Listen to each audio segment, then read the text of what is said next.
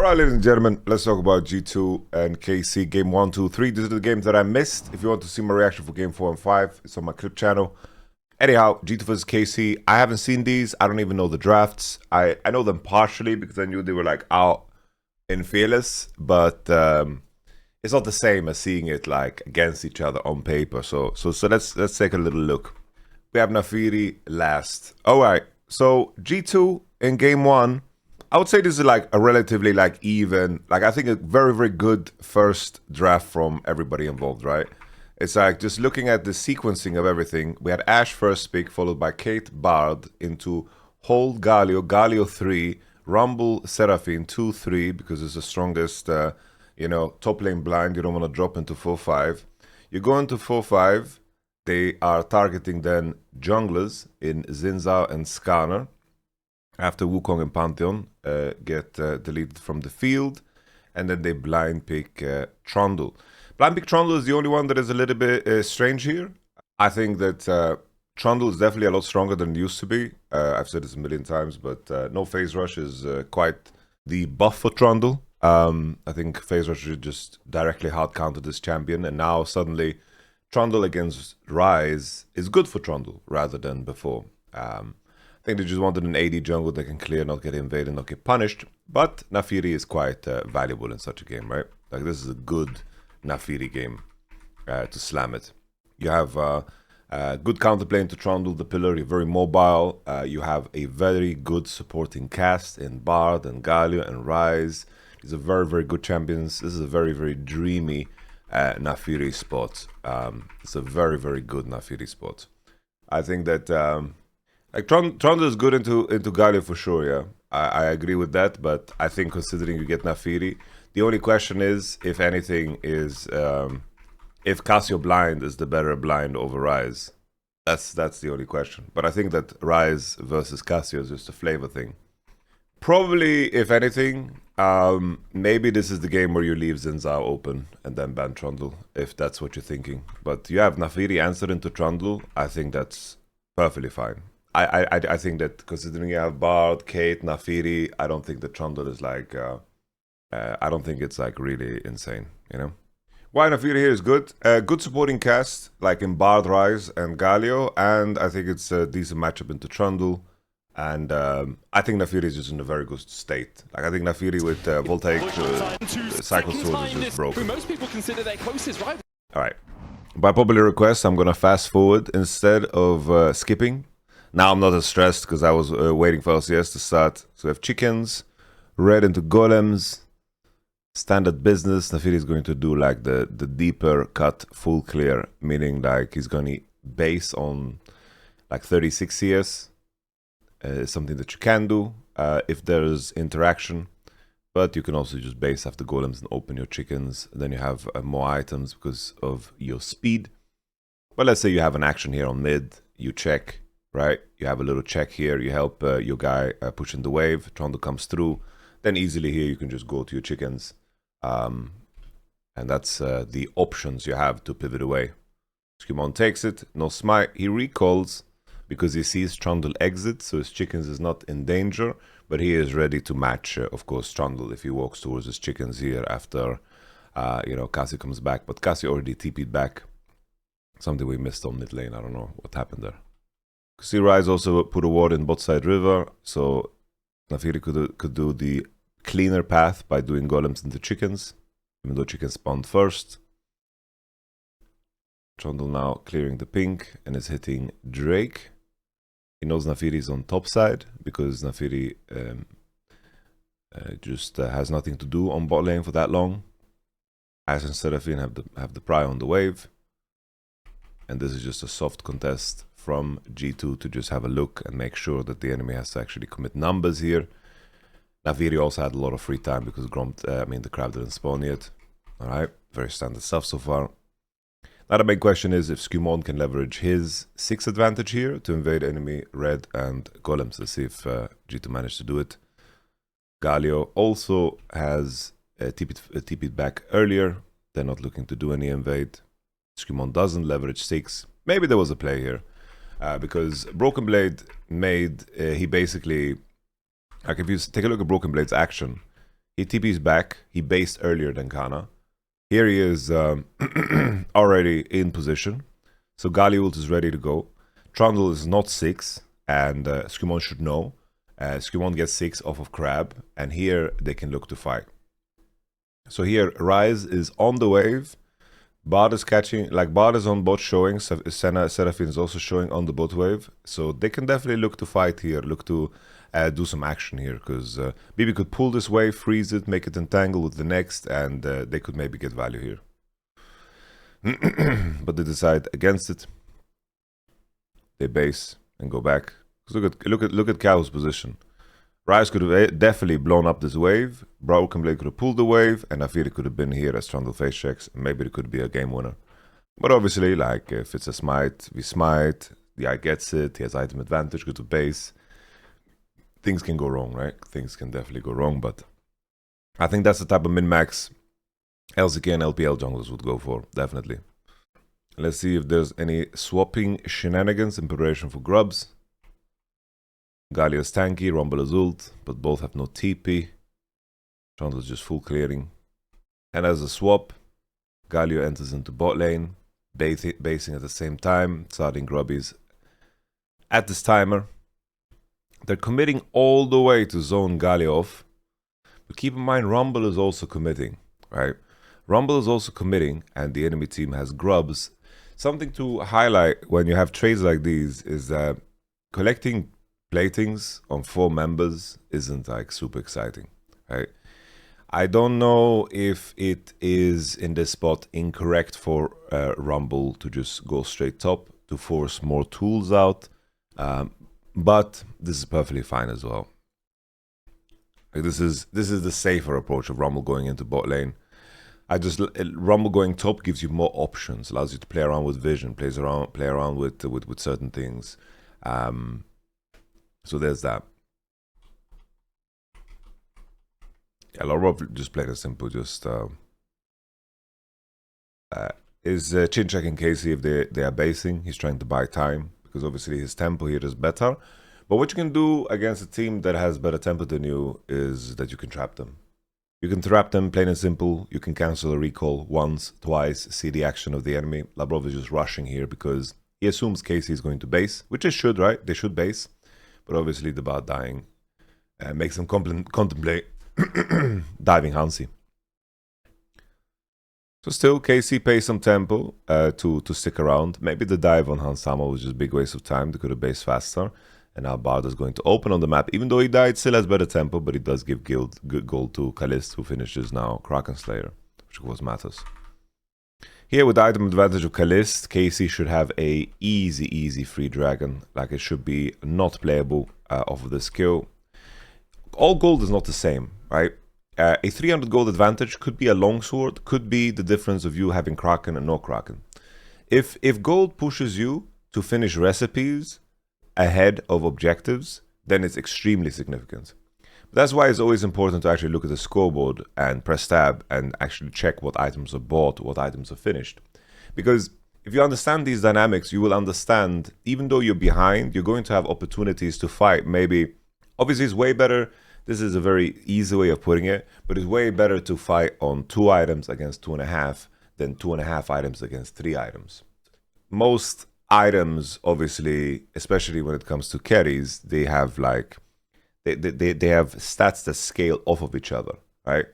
You have cooldown, you have penetration, you have crit, attack speed, AD. The more items you have, it's the growth is somewhat exponential, right? It's like the impact of your items is massive.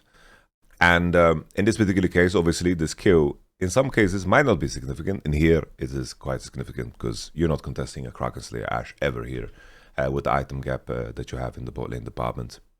It's just not conceivable.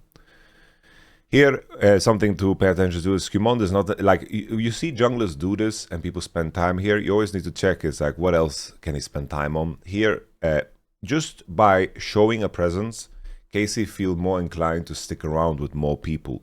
Because if you walk away instantly and they see Nafiri cross, then Trundle is just going to solo finish this. Ashe and Seraphine will go straight into bot lane. They're going to, of course, contest the prio. Cassio will go back into mid. You need to show a force.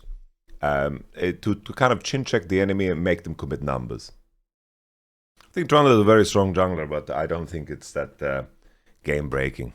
I think probably banning Trundle is better than banning Xin Zhao, but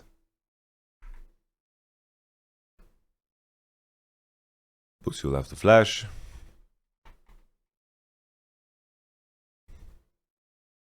And this swap. Quests are not finished yet, but it's going to pop anytime soon. Cassio has flash. Very easy for Cassio to line herself up, right? It's like if you come from the same angle, I think that probably what you would want to do is maybe you send, maybe Ryze goes like this, and you have Naafiri Bard ulting with Ryze, and then you split up you a little bit, because here you kind of funnel yourself into Cassio. But take a look back, right? It's like Cassio's movement. Hard to judge, of course, because they are blind in river here, so I understand the inclination to ult like this. But it's just something to look out for. I think maybe they could have sent Ryze like this and Naafiri Bard here, because if you have options with the Bard portal always from this spot. But it's just the moment you all come from the same angle, it becomes very tricky.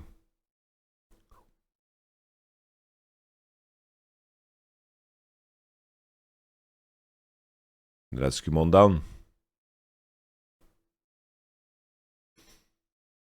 Yeah, the tough part for G2, of course, is that they need to force plays on side. Caitlyn in this game is not having prio in the isolated 1v1, and Bard had no value on the mid lane matchup. So the early game went very good for KC. Very, very good for KC. They managed to stay clear of any 3v3s on mid. They didn't get punished on, of course, the turnaround, where Naafiri could pounce on enemy red with the Ryze swing, and Bard was stuck in bot lane, which means that KC has a really, really good condition in the game. Looking for this play here on Cassio is completely reasonable and rational. I just think they could have played it a little bit better, and maybe they could have burnt her flash and could have also walked away. I think that Skewmond overcommitted a little bit in terms of his movement. It's just here, like, imagine Ryze is walking right now, as he's ulting, right? Naafiri Bard here. Ryze ghosts, presses E, W, Q, hits, pokes. He sees people on mid right now, he knows his timing window. They burn Cassio flash maybe, she goes out, you're happy. You have Bard on the next play. I think this could have been a very good play if G2 played it better. But yeah, now the game is very hard. Caitlyn is, now you're just hoping that Caitlyn scales in the game. And, because Caitlyn is the type of champion, the reason a lot of teams lose playing Caitlyn is because they don't understand Caitlyn. Often, in my experience, 90% of pro players, maybe 80% of pro players in the LEC, that when they see a different pro player play a champion, they're going to learn how to play that champion, but they're going to learn it through the lens of, I know my matchups. But the study that doesn't come through in a lot of cases is how to actually win games with certain champions. It's like if you want to learn how to play Kate, you need to see how a team wins with Kate.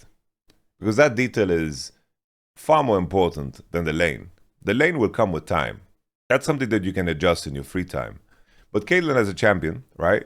Nowadays is a little bit less true because her scaling is really good. You can get away with picking Kate and be like, oh, my Kate is 4 items, it's going to be sick. But in the past, it was very punishing because Caitlyn has one of the lowest attack speed coefficients in the game. Basically, the attack speed coefficient decides how well you scale with attack speed. So that was always a tricky thing for Kate. While other ADs scaled very well with attack speed, Caitlyn did less so. And what you needed to do with Caitlyn is that she needed to be the one first into river through the lane that she plays. Caitlyn was always and is always very useless if she has to limp into a fight. Meaning, if a fight occurs in river and the enemy AD already is in the river and then Caitlyn needs to join after, she's going to be like 60% less effective, 70% less effective. But if Caitlyn is first and she can build a fortress, obviously with the traps, it makes a big difference. So you want to create, when you playing K, often what happens is you want to drive the game through the K. And the same thing with Lucian Nami. For the longest time in Europe, Lucian Nami was not winning. Besides us on Fnatic, we were winning every game on Lucian Nami. That was our go-to. Because we understood, in order for Lucian Nami to be powerful, they need to have the freedom to dash on enemy AD on every wave. So what do? You grab your jungler and you create a rose garden around mid lane, and Nami never leaves Lucian. Nami never leaves Lucian, Nami never leaves Koki. You pull people to create a ward garden around mid, so your Lucian Nami can dash on enemy AD, and if he can't dash on enemy AD, it means that there are 5 people on mid, and you have free side push. But what people did was, they picked Lucian Nami, didn't have the info to push on mid, they got mid prio, and then they walked to dragons, and they didn't progress the game at all. Lucian Nami needed constantly be in fights to proc, of course, first strike and to progress the game like this. Nevertheless, let's take a look at how KC closes out. I don't know if this is the game they win or the next one they win, but this looks very doomed. Casio has flash. They're very behind in terms of how many plays they need to set up for Casio to even die. Trundle can also just go behind Casio, and they simply have too much pressure, and the tempo on the Drakes is just too good. They get the crab on bot side, and you have the situation and dynamic where G2 are in big trouble. So it's like, looking back at it, G2 had 3 crucial moments, right? We had the Bard that led to Kraken Slayer. We had the red buff that they could have invaded, and they could have burned Casio Flash, which could have maybe made a difference. It's just here, this is a very quiet Bard game. Bard is also one of those champions where you need to consistently press R on the enemy. But a very important detail of what KC improved is that they did a very good job of creating less exposure on their side lanes. Even this map opener that Canna is doing right now to just cross into mid and not isolate himself on side, here often what we will see is Canna would die on side. He would scramble on side. But in terms of the solo lane role and how it connects to the rest of the map, this is something that KC improved immensely. And it's something that I praise them for a lot on Twitter. This is a very big detail. I'll praise them on multiple podcasts too, on my stream and all that jazz. But it definitely shows that their incorporation of their solo lanes and how they use their free time is a very nice detail. Because G2, all they can do is look for counterplay on side, right? Let's let this play.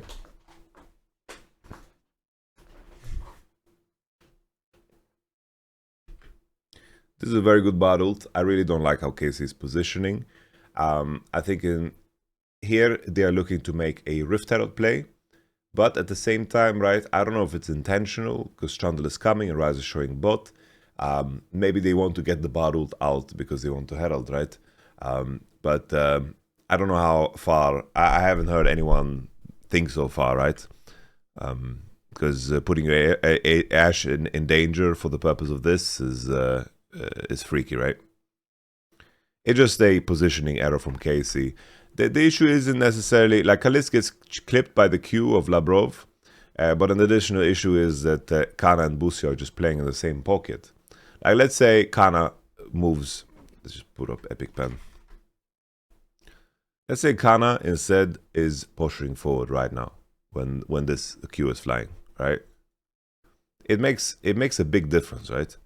If he just walks into this space and Busio is hovering around here more, suddenly maybe there's something that they can play, and maybe they can punish the enemy for using a lot of spells on their AD. But instead they all play in the same pocket, where, well, of course, Bard R is going to have insane value. So this is positioning errors from everybody, especially, of course, Caliste getting killed here by Bard. I'm not exaggerating when I tell you that like Rumble can completely one-shot Kate. But not the worst, right? They gave a kill. Caliste, he kept flash as well. Ryze came late to the fight, and they managed to get the mid tower, so job's still done. Still, like, if you look at it in hindsight, right, it's like G2 got Drake, so they get to stall the game a little bit longer, open up for more mistakes, and Rumble used flash. Of course, that's going to be the target in terms of setting up plays. Something that you can do with Bard and Nafiri is just go through the lane. Go through the lane, go through the lane, battled the target, and just E into Arnafiri, and then, of course, commit all the way. Here, I'm not so sure if G2 thought that Caliste had no flash, because that's how it looks like in terms of how they play. But let's just take a look at this sequence. I think here, KC kind of wastes a lot of time. They go into top side, and they threaten BrokenBlade, but their retake into bottom side is just way too slow. Very, very slow on the retake. This is more like KC of old, right? Because look, Trundle and Seraphine are still not based. This is KC of old. It's like the moment they go back to their old ways, you can't commit all the way into topside and then not like you can't threaten dive on the big G. You can't threaten dive on Galio. Means that you have to insta recall and retake together with your Casio. Right now, Seraphine and Trundle need to open on the map together with the Casio. This is not permissible. This is more old KC. This is something that they're actively trying to improve on, but this is old KC. They're wasting a lot of time here. Because keep in mind, during this entire sequence, right, Bard is hovering top, but Bard could also just be here. They can easily dive this Casio. This Casio can get dove. No problem at all. Because Bard has options. And then finally, Ashe, Seraphine, Trundle, they cross.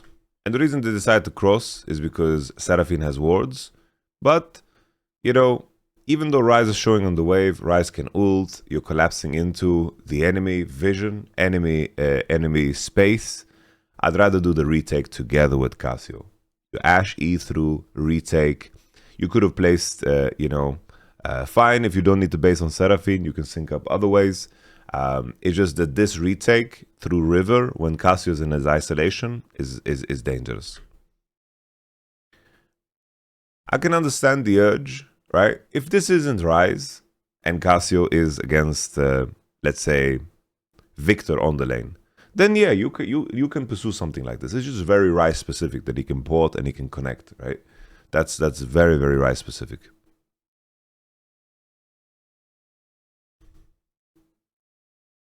Busio uses sums. Caliste dies too. When Victor has TP, is still risky? No, it's not the same. Ryze ult versus TP is not the same in terms of time. But it's a very good play from G2 too. It's just that I don't like that sequencing, right? I understand the inclination to not want to base because you have wards on Seraphine. But then you should also contemplate if moving into topside is good in the first place. Because right now, you should be retaking bot ASAP. Like, you can move into bot right now with Casio. Because if you don't want to base because you kept wards, then why are you walking into your wards in the first place if you are not planning to dive the Galio? Because at least, if you commit all the way here, dive him. You don't want to do it because you don't have Trundle ult? Fine, then you're on the wrong spot of the map. Do you guys understand the dynamic here at play? Is Seraphine and Trundle step into topside, why are they in topside? And here, they cross into bot side because they don't feel the need to base because they don't have something, but it's a question of the position, right? But then they should have taken over bot lane way faster. And then maybe Casio just didn't need to take this deep wave. Because Casio right now is taking a deep wave. But in reality, right now, we could be retaking bot. So Casio is taking a wave from Ashe, because Ashe will get this wave. So the mistake goes even deeper than that. What I said before, right, is how do you correct from the mistake?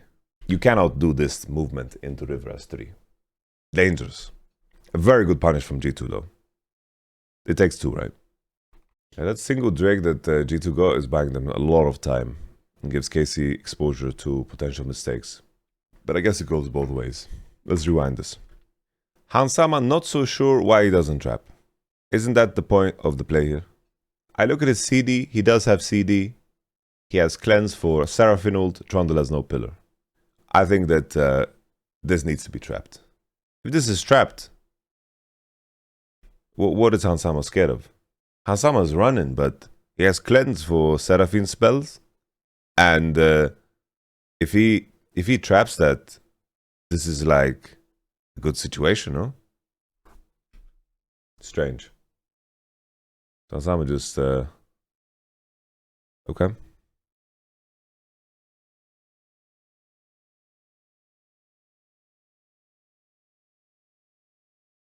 Yeah, I think Labrov got sold by Hans here. I think the battle is good, honestly. This is KC of old, guys. KC of old. There is no reason to ever show on this top wave. So, look at the position right now on top. Tron is recalling. He's going to clear bot. Casio right now has vision. Right now, Rumble can just chill here. You know? He can just relax here and have a good time. Here in the spot. He can E if someone comes through. Poke. He makes Seraphine life easier. Ashe life easier. They're chilling. This is very dangerous. They Ashe E through, right? So they are aware, but I don't know. This Ashe E is not gonna give you the safety that you crave. Another thing that you can do is you can wait for the next wave and you can Rumble ult it. And you Rumble ult 2 waves. That's also a way. But I think adding exposure to yourself right now in this spot is not the way. And Skewmond, Karmine Corp, their spells, like here, especially when you see Rise. Rise is not going to freeze this wave. Just wait. Casio is going to push now for free.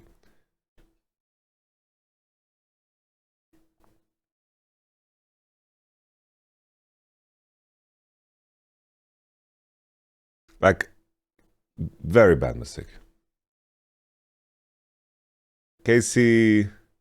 Alright, in the opening game, KC is playing classic KC. They're making some classic mistakes here. Like, I saw improvement in this department in the MKOI series, but their retakes and how they operate their solo lane is not super solid. It's a very early Nash, guys. Very early Nash. I don't like how much damage Skewmond is taking. Like, BrokenBlade needs to tank it. Like, Skewmond is half HP from Nash alone. You know how you tank it? You do target champ only and click the Nash. You will then walk as close as possible to the Nasher. You will hug his nutsack and you will tank it. Skewmond lost half HP to Nash as a jungler. That's crazy. This bot ult is way too early. They are not contesting at all. They are not contesting. Way too early bot ult. No reason to do this. There is no threat at all.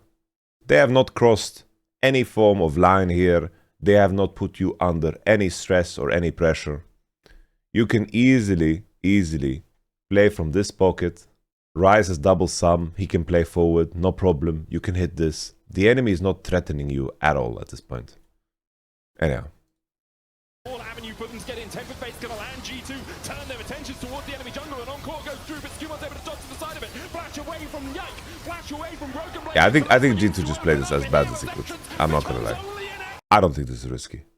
They just played this so bad. Like, I'm gonna be honest. Like, they played this horrible.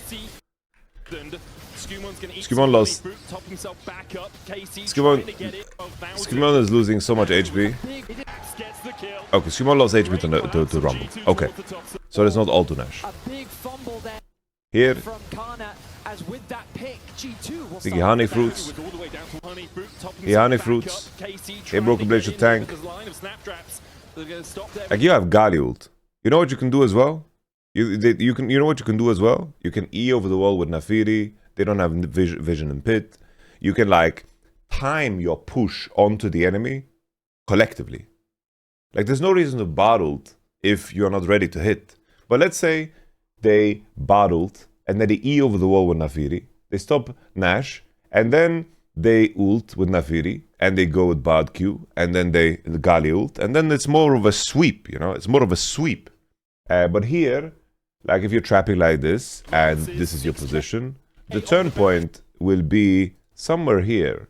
Like, as long as these guys are not in danger or any threat or any pressure, these guys have not commit hard enough. Now as KC try to advance, a small avenue buttons get in. Tempered Fate's gonna land. G2 turn their attentions towards the enemy jungle, and Encore goes through, but Skewmond's able to dodge to the side. Beautiful Okay. team fighting. Will take the fight and take it out alongside. The man down the KC got it. They play the fight. Okay. Not so sure if there'll be anything more interesting here in this game. Battle attempt. Full 1, collapse on Canna. Canna dies. No reason to hit the wave if your team is progressing. Just wait. All you gotta do is wait. All you gotta do is wait. It's Rise specific, but yeah, Canna dies a lot like this.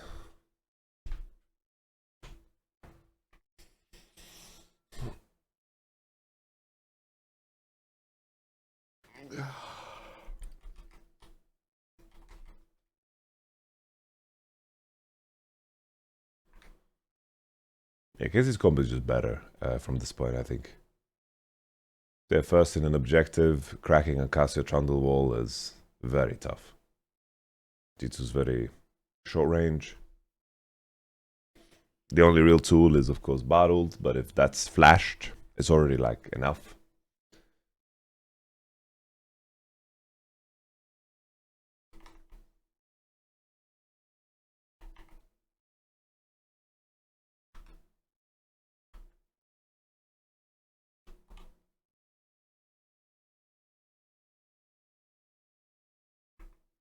I played to Caliste for not burning flash here, bro. Like, even this Galio E hitting is kind of freak, you know? Like, he's on the other side of the wall, gets hit by this Galio spell. It's kind of nuts. Absolutely crazy. But yeah, not much to say here. I think at this point, G2 is in a very tough spot.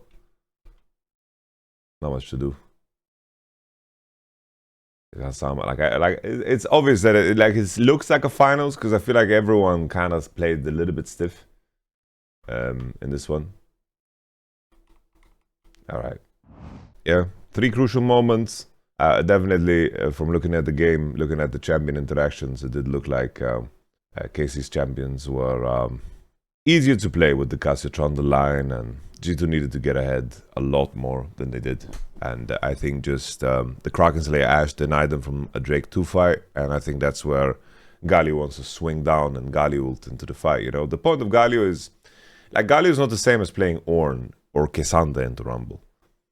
If you don't get to fight, I think it's Galio's way worse than the other two in terms of how they scale. Galio was not put in a fight on his 6. He was not put in a fight for Drake 2 either. And then I think this champion is useless, right? I think Trundle or no Trundle, he wouldn't contribute much to the game. I think this champion just falls off like crazy. So I think that Labrov's death into Kraken Slayer made Drake very hard, and then not invading red, and then misplaying the Casio situation. It might sound like small things, but the Casio having no flash gives you options. Really gives you options. I personally like Casey's draft a little bit more here. I think that Renekton Gnar, I think it's like 50-50 to me in my mind. Renekton can push and fight early with E-stats, and I think that Gnar scales into the game, right? Especially in the lane. Both champions scale a lot with XP and levels, so they're just decent stat checkers. And I'm a bigger fan of the Koki Nami side than the Yunara Lulu side. Even though Yunara Lulu, good pairing with Zinzao for sure, Yunara Lulu can win 1, 2, 3. I just like the consistency of Koki Nami more, and I think that Javan can impact the lanes a lot in the early game. So I am a fan of Casey's draft. I think also they have a very good range advantage over time. Chicken start, wolf start, off of the plant. Let's see what Yike's plan is. They have info of Skewmond. Wonder if he's going to look to cross. No, he just clears. Bot lane is too even for any potential invades.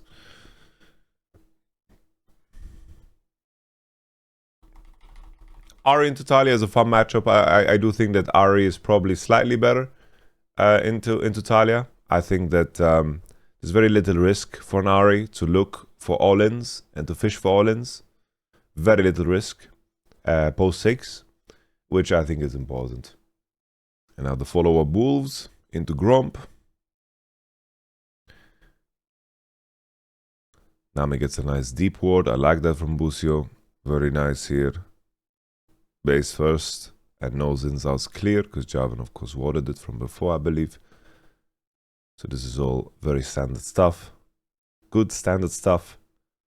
The first big one should be around Crab 2. I don't know. You feel like Thanos when you have a ruby crystal in a tier with Corki. I'm gonna be honest with you guys. You feel like a beast.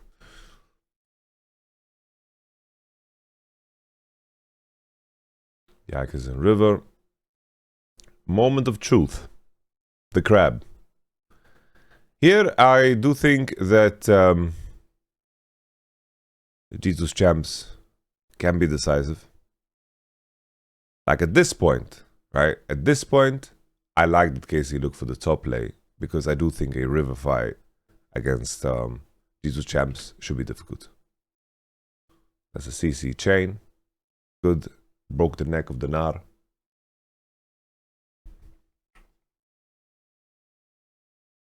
Okay. kyeahoo. kyeahoo is playing off of his range a lot better. I like that. Grubs in 1 minute. KC invade red. Suppo's both not 6 yet. Yeah, the danger here is that Nara is going to contribute a hell of a lot more than Yunara and a hell of a lot more than Koki at this point in time because he's just a top laner and he's a mega. So Skewmond just with the smite gap breaks the ankles of Yike and kyeahoo. Takes the craziest pathing I've ever seen. Oof. Damn.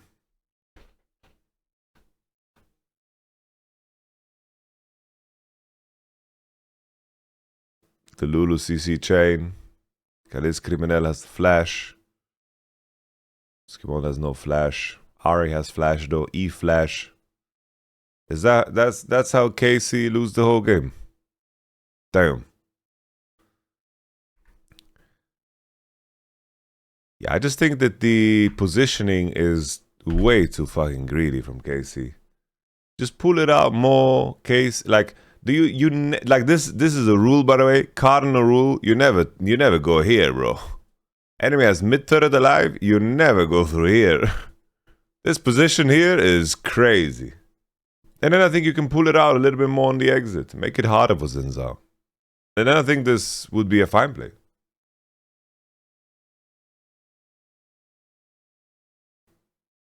Skewmond gets the smite and then the Mega Gnar bonks the boy. Java needed to flash something, you know? And then kyeahoo just took the craziest pathing ever. Damn. That is terrible. That's tough. And Busio dies too. Jesus. They practically get aced.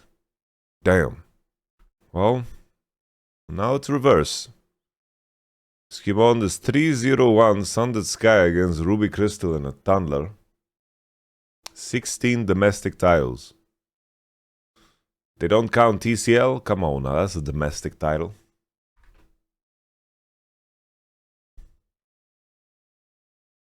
Okay, kyeahoo best faker impression. Roam maxing. Skewmond is fine. Sundered Sky gap. Damn, Skewmond leverages an advantage, bro. I feel like Skewmond being 2-0 is like one of the most reliable junglers in the world, bro. He's like the European Tarzan, bro. That's the European Tarzan right there. No item yet for Hansi. You see, like in comparison to the previous game, right? Look at the item timer here of Yunara. This was the goal that Ash was on. Like that kill pushed him to Kraken. It obviously here he does a cull, so it might be like that could be the difference maker, but just a difference in power could be so little, you know. But obviously here Zenza's too fed. It's Tabi and Sundered Sky is with Lulu. He's Goomba Thanos. KC can't. KC can't win this, I think.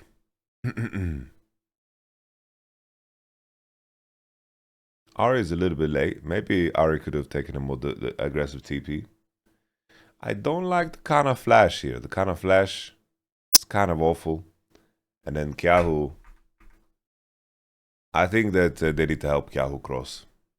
When they see the Ari TP on mid, I think they need to help kyeahoo cross.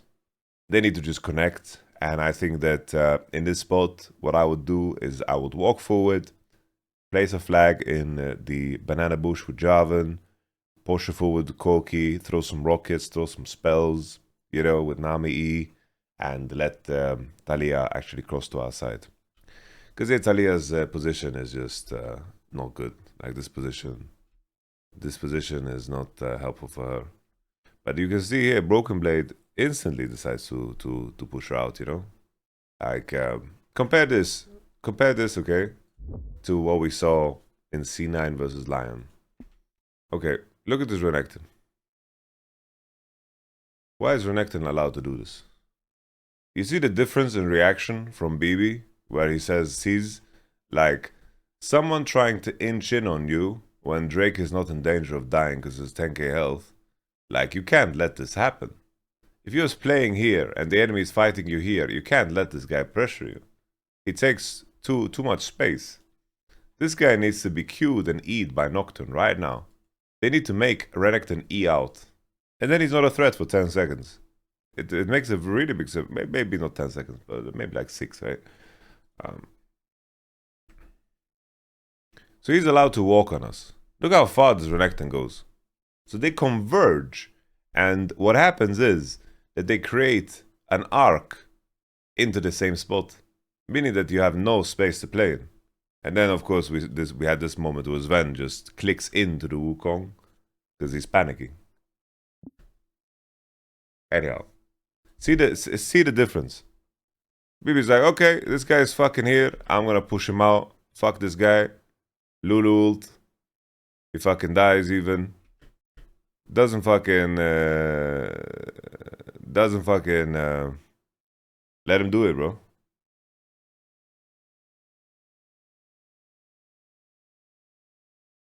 Anyhow.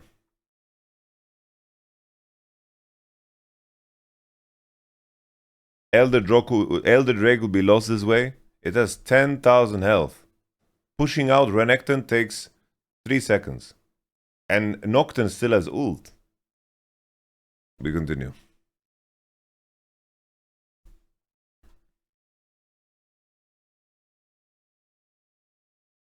Yeah, this just looks like a goddamn massacre, bro. This is just Skewmond turning LEC into a solo queue game, bro. This is a rank 1 solo queue player right here, bro. You see how the difference? You see how fast G2 actually are in position to retake? They're all in unison. Look at how he opens, okay? Nar is now waiting. He's waiting until Zinza is here, and then they connect through. And even before that, Lulu was placing defensive vision. They don't linger around topside because the play is finished on topside. And now they all retake. And now they come through.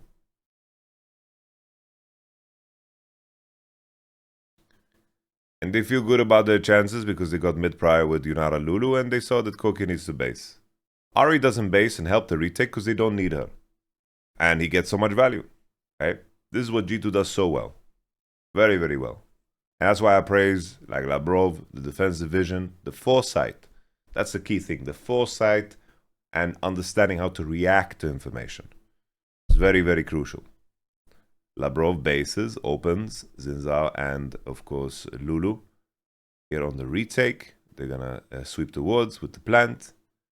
And Nar, of course, from before on the retake is safe in isolation. Ahri also, obviously, bought a lot of time, free time, because she pushed up all the way from the before. And I like this motion here, that Ahri takes over mid and they go top all the way. And this is how you can play on 3 lanes, right?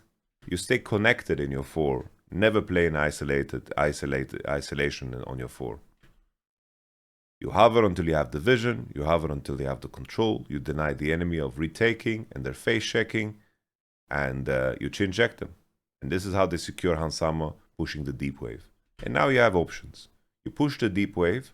Ahri is safe. You can recall and then reopen. You have options. Easy base. You're not going to lose any CS. Ahri can easily take over top now. Yunara Lulu can open mid. And Ahri will be on the top wave. And then in that sequencing, Ahri will now be on the side top where you have vision. And the additional layer, right? If you sync the isolated top laner's base with your base of everybody else, then Gnar has the option of going top so you can send Ahri into bot. If that, of course, suits you and suits your game plan. Because sometimes you want to just put Gnar in isolation because you're going to play Drake, because that can also decide your play. And now they decided, okay, I'm with Ahri, I'm going to go bot, you take over top. And now Renekton, after pushing out bot, is looking for a play. And let's see how Gnar reacts. Because right now, Gnar should wait. He has to wait for information. He doesn't know Renekton, doesn't know, only sees Talia, and he spotted Javan on mid. So he doesn't have info right now on Nami, has vision in river, so he knows the only way he can die is through lane. So let's see how Gnar plays this.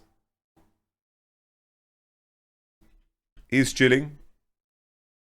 Ahri is pushing, and the enemy team is not progressing. He manages to get Mega because he was hitting golems. And he's not in danger. You see, he was hitting golems. During that entire time, he didn't show top, only hitting golems. Gets Mega, which is very champion specific, goes under the tower, is not under threat of the only play that the enemy has. Javan goes, clears pinks, he sees them, and he clears the wave. And then after Gnar loses vision, he sees that his Yunara and Lulu are progressing through mid. He doesn't need to rush. Because even here, if he loses top tower, he doesn't care. Right? Because they're putting Herald bot. But he puts one ping for himself and walks under the tower. Sometimes, it's also champion specific. Sometimes, you're like, okay, they might be 3 in Fog here and they could dive me. But I have Flash. If I Flash Javan combo, they can't CC chain me. And sometimes you're too tanky, sometimes you're Sion, sometimes you're K'Sante. That's why Sion and K'Sante are so good in these exchanges, right? Because they're not killable. They're not killable. And in this spot, he puts one ping, nobody is behind him. He feels, okay, I will see the Renekton coming if he wants to dive me and I can walk away. And then Renekton has wasted time to try to dive me. And that's the additional layer of how you can play things, right?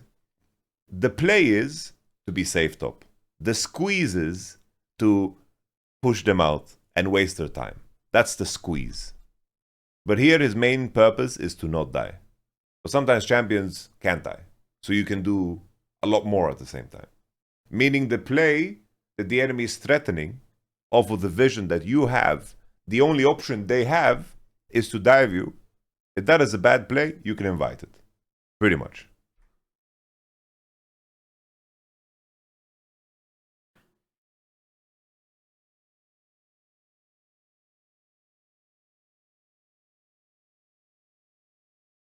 Okay. Yeah, the game is just completely Goomba over.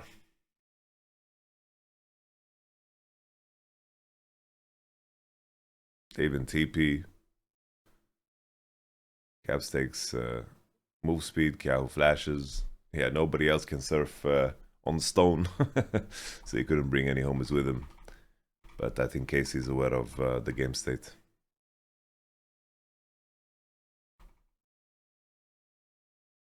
Caps even lives their only play.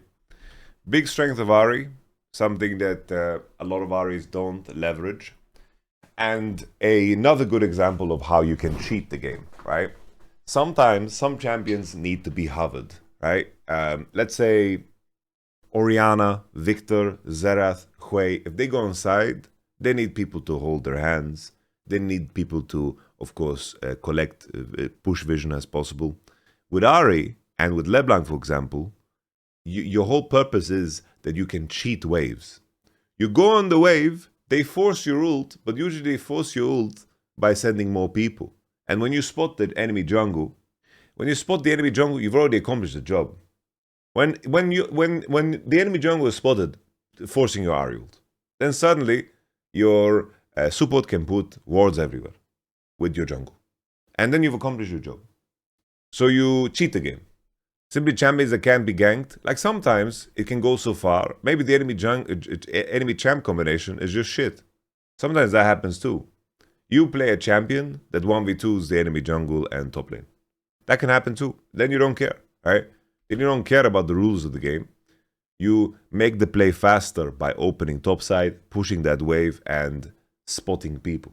Because that's the whole purpose of Vision, is spotting people. Because the moment you see enemy support, then you know the enemy play. You see the enemy jungle, you know the enemy play completely. You know exactly what they're going to be doing for the next minute. It's the same here, right? It's like KC, step into bot side. Koki is not showing on the mid wave. Jungle, Nami, spotted bot, insta-hit Drake. No problem. Ari doesn't contest the next one.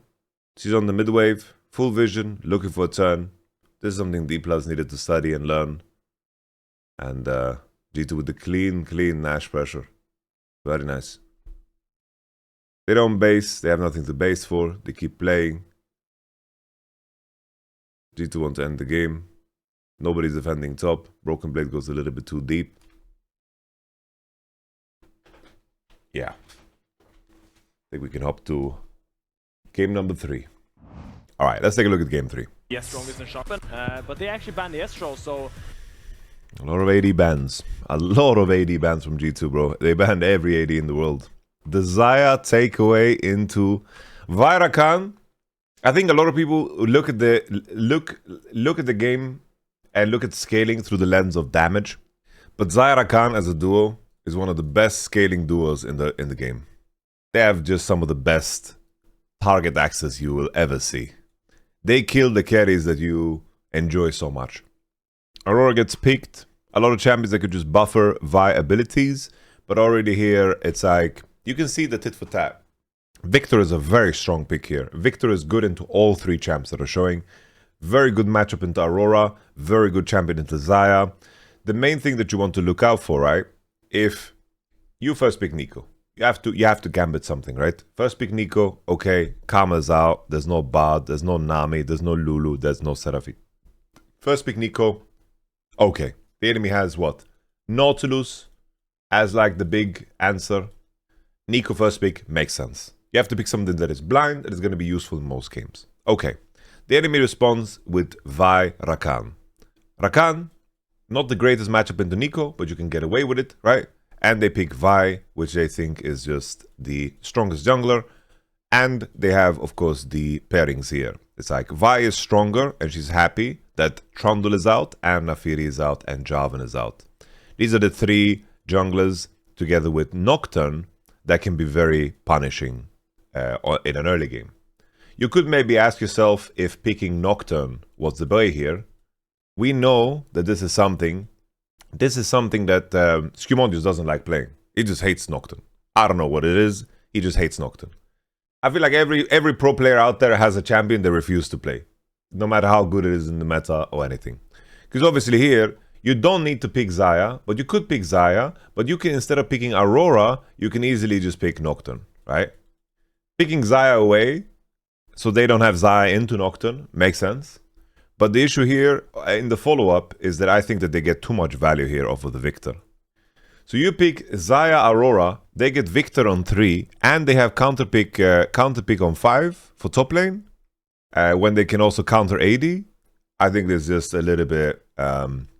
it's already a very, very hard draft. I think it's a very, very difficult draft from the 1, 2, 3. Vayne gets banned, Twisted Fate gets banned, which means that G2 is looking to play K'Sante. And K'Sante is already horrible. If you are playing a comp that gets outranged, you don't want to play K'Sante. It's just horrible. Zeri gets locked in, perfectly fine. A champion with dash, lanes easily, no problem. Will not get pushed out by a Xayah. So they pick K'Sante. K'Sante, in my opinion, big no-no if you're getting outranged. I hate this champion if you're getting outranged. The issue is though, if the enemy gets K'Sante, you're in trouble. You have a lot of issues here. Here, you know what you need to pick? You need to go like Jace. You need to change your bans. It's just very difficult already because the value of Victor is so high. But how do you put pressure on Victor through top lane?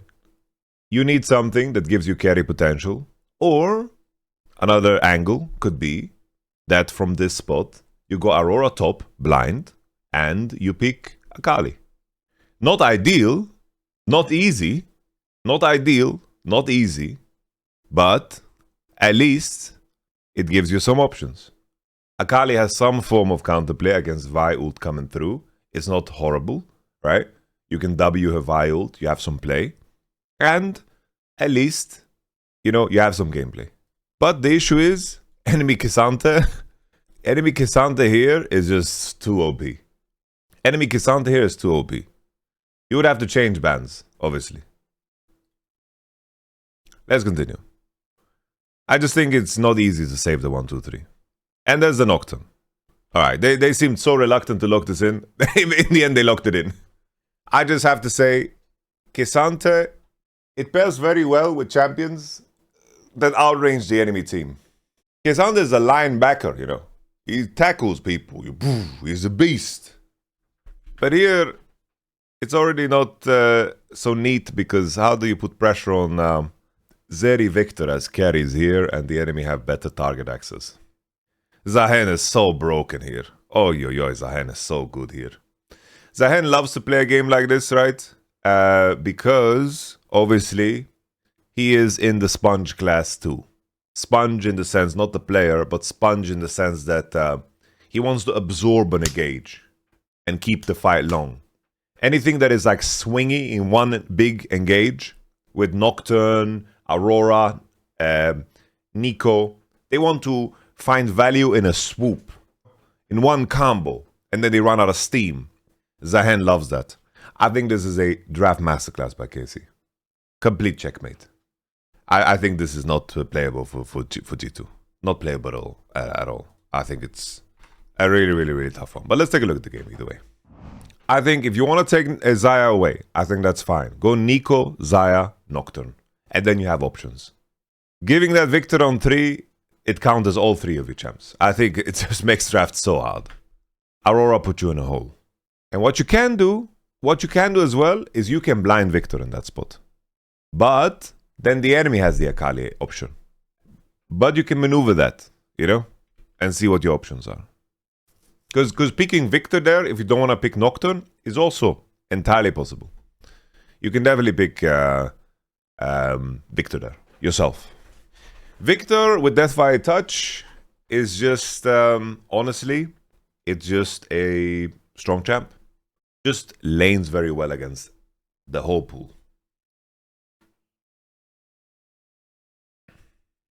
Skewmond wins. That's why we call out for Nocturne against Vi. It's like the last horseman of engages that you can pressure with. Vi loses red and chickens. BrokenBlade walks away. Yike. Ooh, cheeky Yike.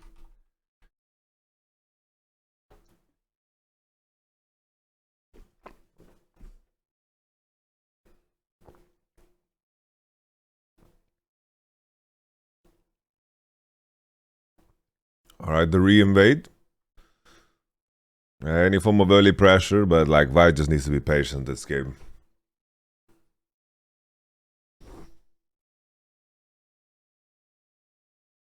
Holy, Yike gets chickens. Really big. Good timing there. Skewmond still no base. Yeah. Being perfectly even at minute 5, I think this game is just shot. At least Hansama got a BF sword base, that's kinda nice. Big item advantage bot lane. BF sword base on Xayah is fucking juicy. Fiendish Codex caps, going for Proto Belt.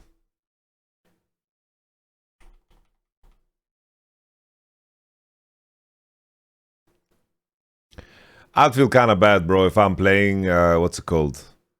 If I'm playing... Ooh, that was rough from caps. If I'm playing Xayah... I will feel so bad if I'm playing Xayah. I have a BF sword advantage, 15 CS lead, and I just get abandoned because my team wants to make a play. I guess it's like it's one of those things where they have to, but I don't know.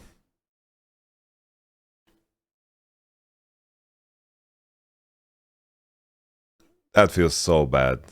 Lose all HP and you have to base, and your team didn't even get enemy red. That feels horrible, bro.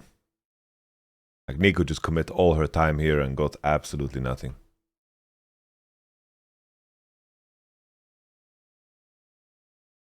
Yeah, absolute nice flash.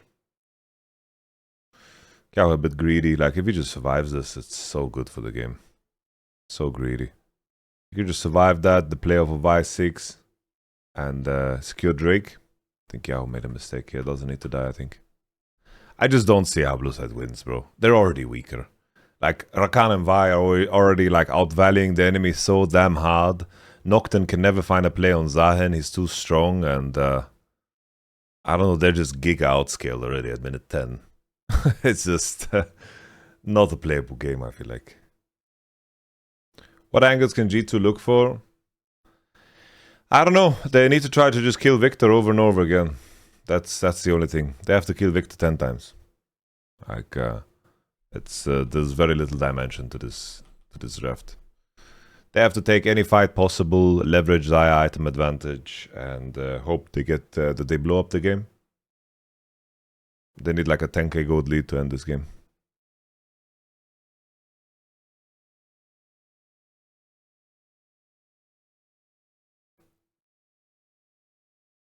Victor is first. Hansi has flash. We'll have to use it. All flash is gone from G2. Massive win for the KC. Massive win. But G2 just need to try. Yeah, the dynamic of this game is not so interesting for review, if I'm going to be honest. I guess we could just round off by commentating on the KC drafts, because I do think that in the end, like, they kind of lost the plot. And more reactions on what happened in game you can see on my clip channel, but I will just reiterate the things about draft here. It just, KC made a very big mistake here. If you take a look at this draft, they made a very big mistake here in the sense that it's just this rotation is so bad. They are like Sion is open. You banned Olaf. You pick two champions that are counted by the same thing. I don't see how you're planning to win this game. Like, if you're picking Jhin, you cannot invite the Sion answer, in my opinion. It's just not important. I think that you have very, very low chances of winning this one. 3v3, I would favor the G2 one, and then I think Sivir just scales well into this game. Even though Sivir is not the best into Azir, I think this comp has enough pressure on Azir to let Sivir breathe. I think this is like, for me, this is a 3-7 draft for G2.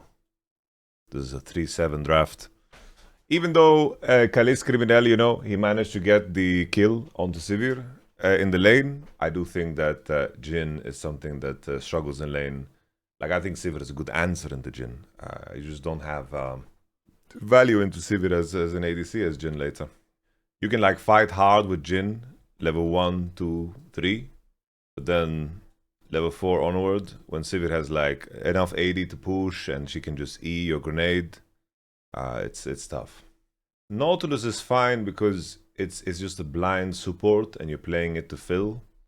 They didn't want to pick AD here, and Nautilus you can pair with any AD and you can have a fine matchup. It's just a blind pick to hold AD choice.